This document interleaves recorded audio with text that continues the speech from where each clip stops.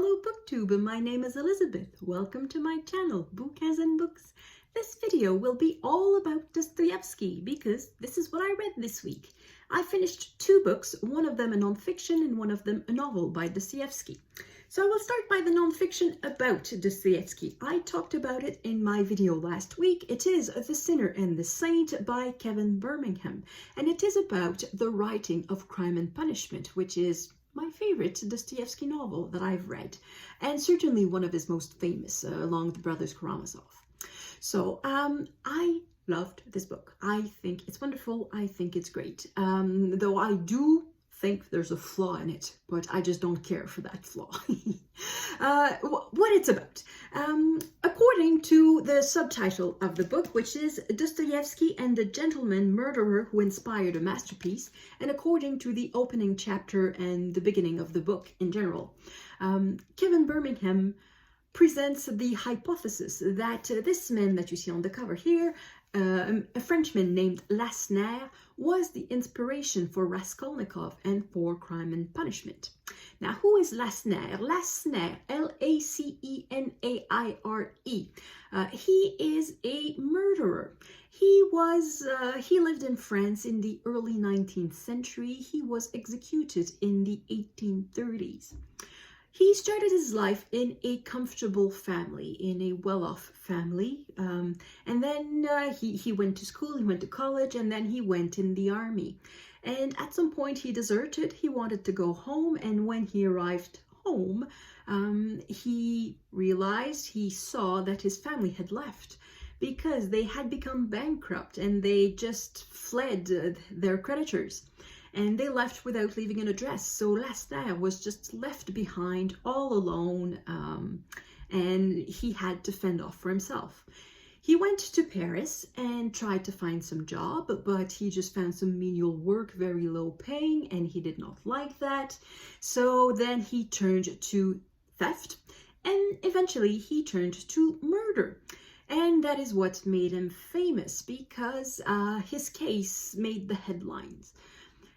He was the sort of man nobody pictured could be a murderer because he was educated, he had good manners, and at the time there was still a lot of prejudice that only the low classes could go that low, could sink that low of being criminals.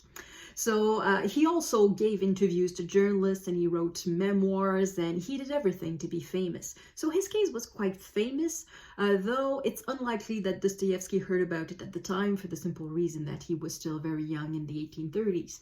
He heard about the case much later when he was in Germany and read a book about famous crime cases in Europe, and the case of Lacenaire was one of them.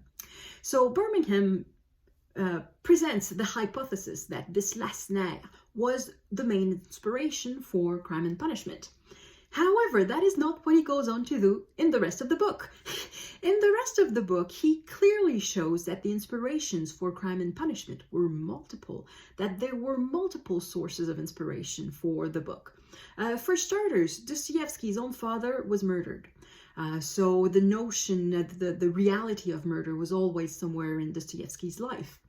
And then when he went to prison, to Siberia, for political reasons, he was a political prisoner, but he was imprisoned alongside common criminals, including murderers. And according to the documents that we have, we know that even back then, Dostoyevsky was very interested by the mindset of murderers, by what happens in the mind of a murderer. So it's not the reading about Lacenaire's case that prompted all of a sudden, out of nowhere, the idea of Crime and Punishment. Perhaps it did contribute to the character of Raskolnikov, but it is not the one and only inspiration. And also, Crime and Punishment was written as a serial, and we see quite clearly with all of the sources that Birmingham is quoting that the novel was far from being ready when it started being published. At the beginning of the book, Dostoyevsky had no idea how it would end. He had no idea of what the next chapter would be like. Well, he had an idea, but it was far from complete. So I don't think he proves that Birmingham proves that Lasna was the main inspiration for Crime and Punishment. So it's a bit odd that the title and the main thesis is not proved, but it's still so interesting. I really found it fascinating. If you like Crime and Punishment, if you like Dostoyevsky in general, I think this book is a must read. You should know, however, that it's full spoilers.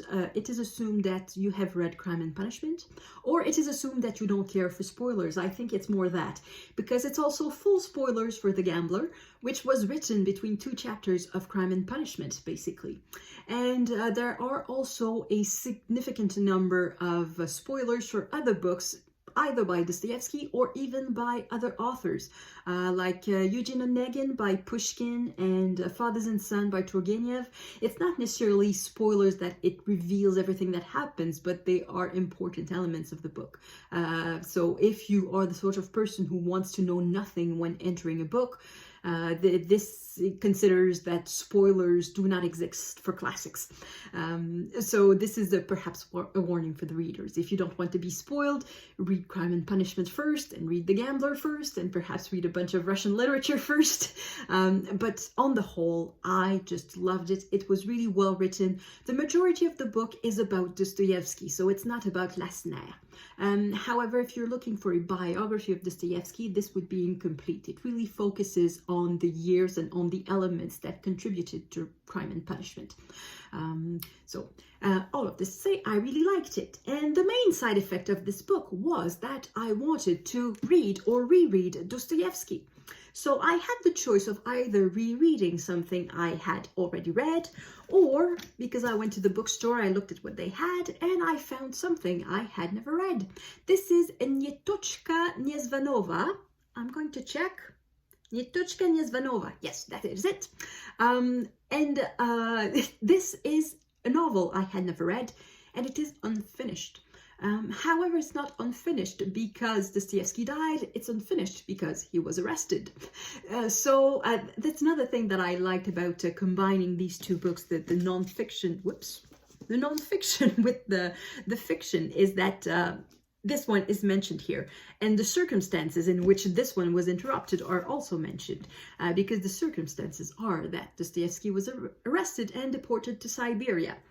So this book, Netotchka Nezvanova, stands out very much in Dostoyevsky's work. As you can see from the cover, as you can guess from the title, the main character is a woman, which is quite rare in Dostoyevsky. In fact, in all of the novels by him that I've read, it's the only case where the main character is a woman. Also, this is unfinished, so it ends when the character is 17 years old. So that means that for most of the book, the main character is a child. So that is also unusual in Dostoyevsky, though there are children in the works of Dostoyevsky. I'm thinking in particular of the brothers Karamazov. There's a whole bunch of children involved there, but they are not the main characters. So this is a book where the main character for most of it is a child. Since I said that this is incomplete, I should say that it is still an important it's more than a fragment. It is, in French, 290 pages, so close to 300 pages, though it's written quite big. The font is quite generous, so I guess that in a ordinary font, the font used for Crime and Punishment, let's say, it would probably be around 150 pages, maybe 200 pages, somewhere there. So it is a considerable fragment, and we get a good part of the story. And more than that, I would say that the first 3 chapters could stand on their own as a short story. If we only removed a few sentences here and there that sort of announce to something else, that say that these chapters are the beginning of something else. If we just remove that, it would be a chapter, a complete short story on its own. So these first 3 chapters are not so much about Netotchka, they are about her stepfather, that she calls father because she started living with him. He married her mother when she was 2 years old, so she has no other father. And this man is a musician. And I should say that between quotation marks. He thinks of himself as the best musician on earth, basically. Whenever he listens to any other musician, he finds flaws in that other musician's playing. And for a little while, some people agree with him, but not for very long. And that makes him very, how can I say that? Insulted in his pride, wounded in his pride. And he becomes, as we can guess, an alcoholic. I say as we can guess because with Dostoyevsky, there are no happy people. So this man who thinks he is the most talented musician in the world ends up not playing ever because everything is beneath him. Everything is beneath his talent. And the early chapters, the first 3 chapters of this book are about this man and how it influences the early childhood of our main character. And then something happens, so the story of that man is sort of complete, so that opens a different part in our main character's life. And in that second part, we see her as a child and with another child. So it's really about relationships between children. And then there's a third part where our main character sort of changes the place where she lives. The circumstances change again. And then we see her through her teenage years, and it ends on a very dramatic scene when she is 17 and is basically entering adulthood. And it ends in the middle, right there. And we don't know what happens afterwards. We don't know how our main character ends. We don't know how long we would have gone on, how long would her life have been, or when would she be telling her story, what would be the circumstances in which she would be telling her story, because this is narrated from the first person point of view. So it's the main character telling her life to we don't know who. So we don't know the circumstances that prompt this character to talk about her life. And all of that will remain a mystery, I guess. In this particular edition, I have no explanations whatsoever as to the origin of the text or the state of the text, or because, as I said, Dostoyevsky started writing it before he went to Siberia, and it started being published at the time. It was published in a serial. And then when he came back from Siberia, he picked it up again and worked on it again and republished it. So that is what I get from this teeny tiny paragraph here, just one paragraph that says that it was started in 1848-49, and then that Dostoyevsky picked it up again in 1860 and in 1866. However, there's nothing inside to tell me whether they used the 1849 version or the 1866 version. There's nothing that tells me if the last chapter, for example, was published or unpublished, or if Dostoyevsky left any notes as to where this would have gone, the sort of direction it would have taken. I have no information whatsoever on that. So that is a flaw of that edition. Perhaps that some other edition would have at least a few paragraphs of introduction to present that. Here there's not even one page of introduction. It's just the plain text and nothing else. Not even a footnote, because at some point, in my opinion, there should have been a footnote, because there's a plain contradiction. Where is it? It's here at the end of chapter 5, like almost the end of chapter 5. It says that a character that we meet then has no children, and then about 10 pages later it said that at the time she had just one child. So this is an obvious discrepancy, but there's no footnote, there's no anything to explain the why it's there, why it was not corrected, or whether perhaps the second part was the last chapter was written in 1866, 15 years after the first one, and nobody noticed, or there's no explanation whatsoever. So I wish there would have been some explanation. Anyway, all of this to say, I really like this. Even though it stands out in Dostoyevsky's works, it is still very much like Dostoyevsky. It is about characters overthinking everything. It is about tortured souls. It is about the troubles of the mind, really. It is about the discrepancy that there always seems to be between what the characters imagine in their head and the reality that they face. So this is typical Dostoyevsky. It's very good, even though it's incomplete. That's the one main flaw of the book. It's incomplete, but I guess I cannot really complain about that. I knew that before I started it. So that is what I read this week, what I finished this week, because I read other things too. I continued reading the Odyssey, and I read a few short stories in my book of African short stories.